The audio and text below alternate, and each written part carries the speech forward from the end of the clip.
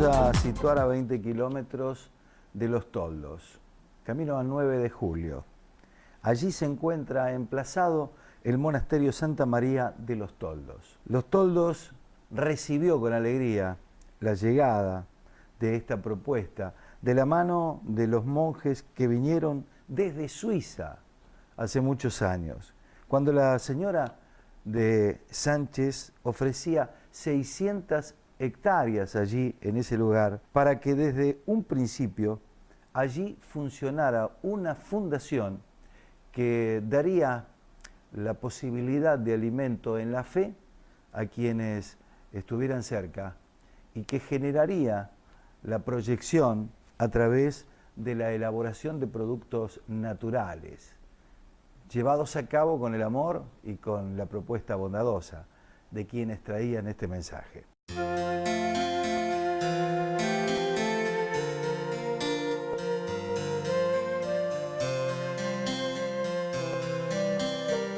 ¿De dónde es el origen? Bueno, esto es fruto de la generosidad de una señora argentina, María Marenco de Sánchez Díaz, que en 1948 regaló 750 hectáreas a los monjes suizos de Einsiedeln, un monasterio que tiene 1100 años. Mandó 14 monjes acá, de los cuales en el 2013 ya ninguno vive, y se fue sembrando la semilla y fueron entrando argentinos, hay algún boliviano, venezolano, en fin, peruano, pero en la mayoría somos todos argentinos. Bueno, y acá entonces hacemos lo que hacen los monjes benedictinos, rezamos y trabajamos. ¿Cómo es el día del monje? Poco se suele decir que el ideal es 8 horas de sueño, 8 horas de oración y 8 horas de trabajo. El ideal no siempre se cumple, pero más o menos por ahí andamos. ¿Cómo se insertan ustedes con la comunidad? Acá Dios va llamando, ¿verdad? Y entonces cada uno tenemos una historia de fe y de vocación muy distinta, pero bueno, Dios se encarga de ir buscando gente. Hay que tener un buen equilibrio humano y espiritual, porque bueno, acá la variedad no es lo esencial, sino el perseverar en alegría y en oración y en trabajo. ¿Qué cantidad hay dentro del monasterio? Bueno, nosotros somos 22 y hemos hecho una pequeña fundación en Paraguay. Allá también hay otros monjes, ¿verdad?, que también pertenecen a esta comunidad. ¿Cuántos hay en el mundo? Bueno, no sabría decir la estadística, pero los benedictinos deben ser 11.000, 12.000 por ahí, ¿verdad? Nosotros nos agrupamos en Federación de Monasterios. Nuestra federación abarca Chile, Uruguay, Paraguay y Argentina. Tanto monjas benedictinas como monjes benedictinos. Si los monasterios, cada uno está en su lugar, ¿verdad? Pero nos reunimos en una federación. Y esas federaciones son 21 en el monasterio y forman una confederación. ¿Va creciendo el sistema de monasterio? Bueno, nunca fue algo multitudinario. Como nosotros tenemos una historia de 1600 años, ha habido momentos de arriba y momentos de abajo. Esto es ser monje, ustedes habrán visto, hay monjes budistas, hay Sí. monjes de toda, es una vocación humana, que es la vocación de alguien, un buscadores de Dios. En realidad habría que decirlo al revés, Dios nos buscó y nos encontró. La vocación monástica es alguien que desesperadamente toda su vida y con mucho amor y alegría busca a Dios. Y son gente ya dedicada, porque usted vino con 22 años como Sí, por en el supuesto. monasterio. Yo nunca pensé ser monje antes de que yo estudiaba química, estaba de novio, como bueno. Y sin embargo, en un determinado momento visité este monasterio cuando tenía 18 o 19 años y quedé como encandilado, pero bueno, uno es cabeza dura, tardé como 3 años hasta que me di cuenta que esto era lo que Dios, bueno, la felicidad que Dios quería para mí. Sobre todo es una vida también de mucha solidaridad, porque hay mucha gente que o no se acuerda de rezar, nunca aprendió, o en los dolores y los sufrimientos de la vida hicieron que ya no creyera en Dios. Entonces nosotros queremos ser voz de toda esa gente, gente que no puede rezar, que no sabe rezar, o que en su desesperación lo que sabe hacer es insultos y desesperación. Pero Dios escucha. Entonces, esto es una vocación que aunque esté en el campo y lejos, ¿no? La mejor definición de un monje es separado de todos, pero unido a todos. ¿Cuáles son los horarios de rezo de los monjes dentro del monasterio? Claro, la oración siempre es personal, pero hay oración individual y oración comunitaria. Sí. Entonces, se supone que el ideal de un monje, de un cristiano en realidad, es rezar siempre. Claro, uno se dirá, con 24 horas no se puede rezar. Entonces San Agustín respondía, si ama siempre, reza siempre. A Dios y al prójimo, por supuesto. Bueno, entonces, empezamos 5:30 de la mañana rezando, una horita más o menos, salmos, Biblia, ¿verdad? Después hay 1 hora y media de oración personal. Y a las 8 se reza la oración de la mañana con la misa. Después al mediodía una oración del mediodía, a la tardecita la oración del atardecer y después las buenas noches en completa. Eso es más o menos el horario. Pero bueno, después está la oración que nosotros llamamos la lectura de la palabra de Dios, Lectio Divina se llama, ¿verdad? Que es donde uno se enfrenta con la Biblia, pero no como un libro, sino como alguien, Dios que a uno le está interpelando y le está pidiendo cada día que se convierta, que sea mejor persona, que sea mejor cristiano. Eso es la lectura de la palabra, no es, digamos, algo científico, sino es un diálogo con Dios. ¿Dónde está ubicado el monasterio? Está ubicado en el partido de General Viamonte, que está entre 9 de Julio, Junín, Lincoln y Bragado, a 20 kilómetros de la ciudad de Los Toldos y a unos 40 de la ciudad de 9 de Julio. Entre medio de los dos, ahí está el monasterio. Y ahora llegó el momento de viajar a Los Toldos, para encontrarnos con una encantadora familia que también hace el trabajo en familia. Qué buena propuesta esto, ¿no?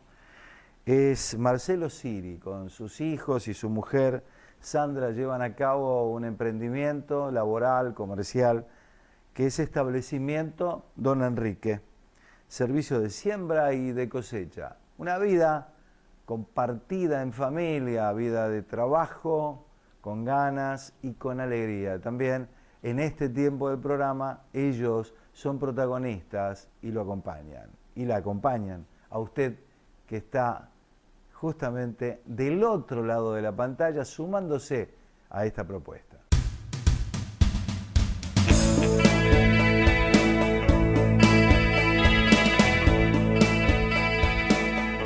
¿Cuándo nace? Esto nace en el año 94, en el año 1994, cuando terminé de estudiar y me vine para el pueblo de nuevo. Y bueno, por decisiones familiares nos dividimos con la otra parte y bueno, y tomé yo el rumbo de la empresa, que en ese momento tenía alguna actividad, digamos, en el campo, y entonces retomé muy de a poco con eso y con mi actividad profesional en la parte de asesoramiento con el tema del servicio agropecuario. Usted como ingeniero vio que era una necesidad. Sí, lo que pasa que fue una necesidad familiar en ese momento. Sí. Porque bueno, por dadas circunstancias, por mi madre y por todo eso que no se podían hacer cargo, fue una necesidad familiar de arrancar yo con las dos partes, la profesión y la otra parte, para dar una ayuda. Pero digamos, después se fueron creciendo las dos a la par y bueno, y seguí. Fue una cosa que después es difícil, digamos, poderlas dividir. ¿Qué servicio le brinda hoy al productor? Tengo la parte de asesoramiento de lo que son seguimientos de los cultivos y programación de cultivo. Esa es por una parte. Y por la otra, la prestación de servicio como contratista en siembra y cosecha. Fundamentalmente eso, siembra y cosecha. Esas son las dos actividades que yo desarrollo. ¿Dónde está ubicado? Estamos ubicados acá en el partido de General Ayamonte, Los Toldos, acá en el oeste de la provincia de Buenos Aires, cerca de Junín, para que se ubiquen. ¿Cuál es la zona de trabajo? Prácticamente el partido, yo no Partido de General el partido de General Ayamonte, o sea, no me muevo más que eso y por ahora esa es mi zona de influencia. No estoy expandido en otro lugar, no. ¿Con qué equipamiento cuenta? Tengo una sembradora de grano fino y una sembradora de grano grueso marca Agrometal de última generación y una cosechadora John Deere de las chicas, pero una cosechadora nueva John Deere con 2 tractores de Evo. ¿Qué papel juega la tecnología en su empresa? Con respecto a lo que son la siembra, estoy con los monitores de siembra para controlar lo que es la densidad y kilos por hectárea en lo que uno siembra, en eso, y la superficie medir. En cosechadora todavía no. ¿Qué ventaja está obteniendo el productor con toda esta nueva tecnología? Y maximizar un poco lo que serían en cuanto a la calidad de siembra, elegir la mejor semilla, por supuesto, y sabiendo la cantidad, por ejemplo, cuando uno siembra un maíz, que es una siembra más de precisión, saber la semilla que está tirando por hectárea y eso a uno le da mayor confianza, y sobre todo las hectáreas sembradas. Eso también es importante. ¿Usted hace seguimiento? Sí, esa es mi función como técnico, es la de hacer seguimiento de los cultivos. Hay veces que algunos lotes lo tomo una vez sembrado y otros lo tomo a partir desde el barbecho, para estar con el control de maleza, que hace un par de años se ha profundizado los problemas en el control de maleza por la aparición de ciertas malezas cada vez más tolerantes a lo que es el glifosato, y entonces donde ya se empiezan a hacer otro tipo de barbecho con mezclas, y entonces ya los productores empiezan a necesitar más del profesional, que hace unos años atrás por ahí no era tanto. ¿Cómo está la actividad agrícola en la zona? Y la actividad del río está al compás de lo que es la economía. Últimamente, y hace varios años, por cómo está el contexto, la superficie sembrada, la mayor parte es prácticamente alquilada. Y bueno, donde entran en juego todos los contratistas y los inversores para lograr esta siembra. Año a año se van reformulando los contratos, pero últimamente digamos, está muy acompañado a lo que es a lo que son los precios y a la parte política, ¿no es cierto? Es muy sensible a eso. Allí en O'Higgins está lo que es la propuesta familiar, el trabajo, ¿no? Fumigaciones O'Higgins. Héctor Carlos Pisoni es el padre y el hijo Daniel Alberto Pisoni. Trabajan en conjuntos, trabajar en familia es lo mejor que hay. Es como hacer música, cantar en familia. Bueno, ese es el trabajo que da dignidad, que además permite la alegría de compartir y disfrutar. Nosotros nos fuimos a O'Higgins, compartimos este momento del programa con padre e hijo que nos cuentan su actividad.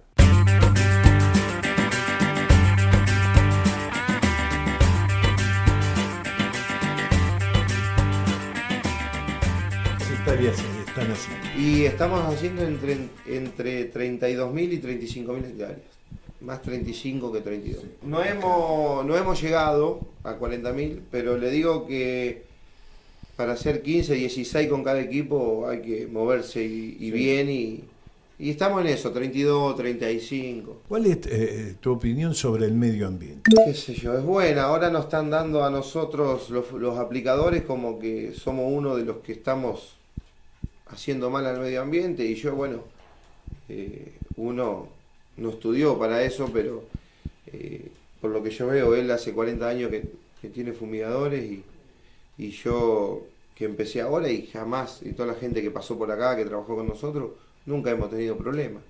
O sea, no sé si el punto está justamente en los fumigadores, digamos. ¿Cuánto hace que se fumiga en el país? 50 años. Puede haber que sí, yo no digo que a lo mejor a la larga hay organismos que le pueden llegar a hacer mal y no, pero si uno hace una estadística, son menos a los que le hace que a los que no, digamos. Acá nosotros jamás tuvimos una persona de la que trabajó con nosotros, la que trabajó con él, o nosotros mismos, con problemas De salud. de salud, digamos. Como que hay que echarle la culpa a algo, lo veo yo. Entonces lo más fácil es los aplicadores, la fumigación. Pero no sé si el problema está ahí, porque hoy todo el tema de celulares, de los alimentos que uno ingiere, todos esos procesos uno no los ve. Entonces es más fácil echarle la culpa a alguien que está fumigando cerca del pueblo porque ve que va fumigando el olor y demás, que no, y a lo mejor está comiendo algo que vaya a saber qué proceso tiene. Pero bueno, eso es... Con el tiempo se darán cuenta que así corran la fumigada a 1000 metros, 2000 del pueblo, las enfermedades van a seguir igual. Y se van a dar cuenta que el problema, yo lo veo así. No es porque defiendo lo que uno hace, sino que me parece que el problema no está instalado ahí. Yo lo vivo continuamente y además, usted cuando entró acá al galpón, hay producto en cada rinconcito porque hay distintos clientes.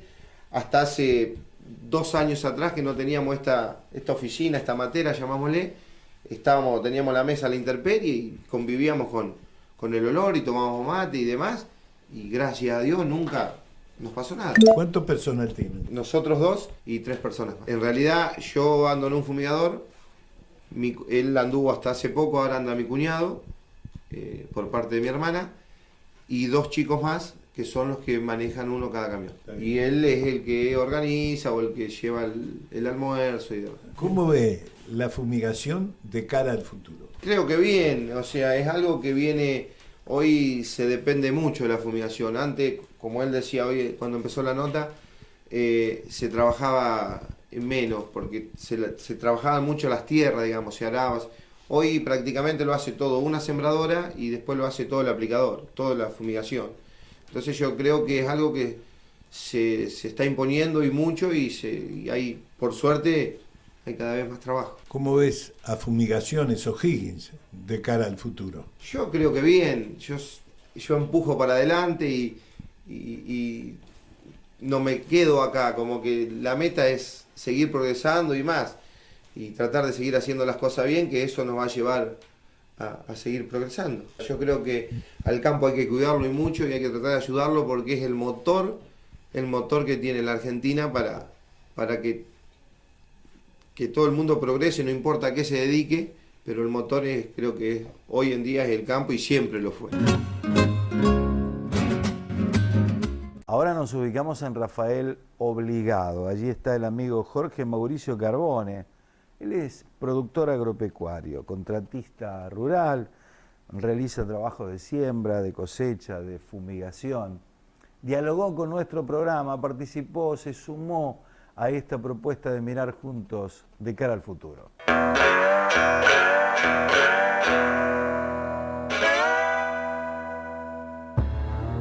¿Cómo ve usted al campo de cara al futuro? Y yo creo que hoy por hoy es, como hablábamos recién, que era el granero, donde hay un mundo cada vez más grande, con más cantidad de personas habitándola. Creo que va a seguir siendo como fue en la década del 40, el 50, donde era uno de los principales ingresos del país. Hoy va a seguir siéndolo, Somos netamente agrícolas, nosotros somos productores, somos agrícolas ganaderos. Desgraciadamente no somos industriales. Somos agrícolas ganaderos. Yo lo que veo es que gobierno tras gobierno, y ahora cada vez lo veo más acentuado, Sí. es la desaparición de los pequeños productores. Cada vez desaparecen más. Y es imposible volverlo a subir, ¿tá? que vuelvan a ser productores. Entonces yo veo que cada vez va a ser en menos manos más cantidad de hectáreas. Y yo creo que acá hay que hacer al revés. Más hectáreas, es decir, más personas en más hectáreas. Al productor chico, si no se lo come la cooperativa, se lo come el holding.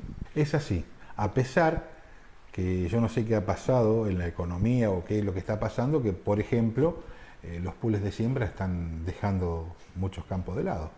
Bueno, ¿Qué es lo que pasa? No sé. ¿Cómo ve a Jorge Carbone de cara al futuro? Bueno, por ahora dándole para adelante. Qué sé yo, ya uno empieza a descontar ahora y no estamos tan lejos de la jubilación. Estamos a 12, 15 años de la jubilación y bueno, preparándonos para eso.